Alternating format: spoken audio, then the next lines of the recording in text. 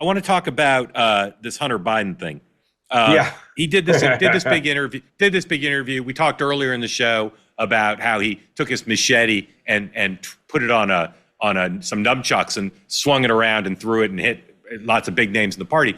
One of the things he said, I'm kind of surprised hasn't gotten more attention, which is he claimed that his father's debate performance was not based on a loss of mental acuity, but on the use of Ambien. Here's Hunter Biden. Yeah. S6, please. I know exactly what happened in that debate. He flew around the world, basically, and the mileage that he could have flown around the world 3 times. Yeah. He's 81 years old. He's tired as shit. They give him Ambien to be able to sleep. He gets up on the stage, and he looks like he's a deer. I mean, it's kind of an incredible thing. Originally they said he was sick, he had a cold. Yeah. Then they said he had an off night. Now, here's his son saying they gave the president of the United States an Ambien. No evidence that we can find that was ever disclosed as part of any drug he ever took. I don't know. You ever taken an Ambien? No, I have not.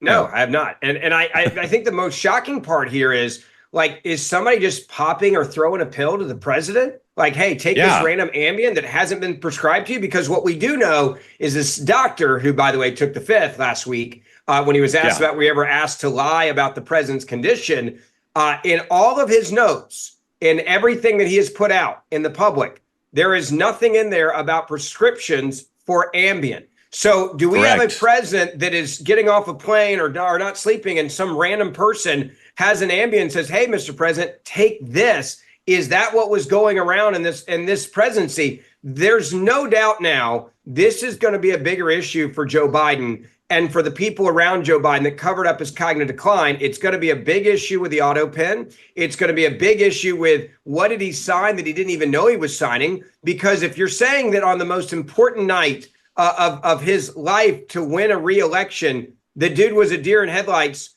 coming from his son who says he's popping an Ambien, like, this tells you that this White House was completely unhinged and out of control, and the president was not running it. That's what I pulled from that.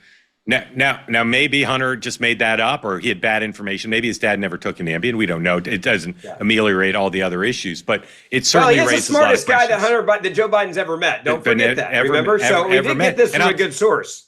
And you're on the air too much to have watched all 3 hours, but I can tell you he has moments of intelligence, and he criticized some people in a way that other people thought was a credit to him. But I'll just say it's an incredible assertion to make about your dad, the president. And the irony to me, a year ago Biden got out, and part of why he didn't want to give up the nomination, besides all the reasons he wanted to stay being president, and his belief that Kamala Harris would lose, is his historical record, his legacy, right? If he's forced off the ticket, right? And so for the last year, you would be hard pressed to point to anything he or Hunter or Jill have done that have enhanced his legacy. In fact, just the opposite.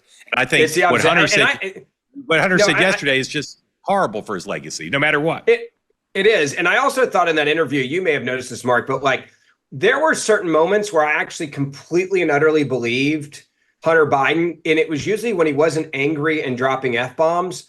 Like when he was talking about like meth and crack and like crack cocaine and the differences and like how to make it. Like, and by the way, he was an expert on that. I'll give him full credit. When he was talking about this, his dad, I was ready to cast him in Breaking Bad sequel. I thought he had the whole thing down. See, if they would have come to me and said a cartel hired Hunter Biden for $2 million instead of Burisma or a Chinese firm, I would have been like totally like checks out. Like I believe he knew what he was doing. He's giving them advice on crack cocaine. 50 grand a month retainer would have been a bargain. Yeah, I'm like, this guy's a pro. He's an expert. Yeah. But when you notice he was like more calm and the deer in headlights, like I actually believe him. I think he actually was probably telling the truth there. We know he was around his dad a lot at the end. The whole family had really insulated around them to protect their dad. Hunter was at a lot of events. He was at the White House a lot. He was traveling with his dad a lot when he wasn't selling artwork.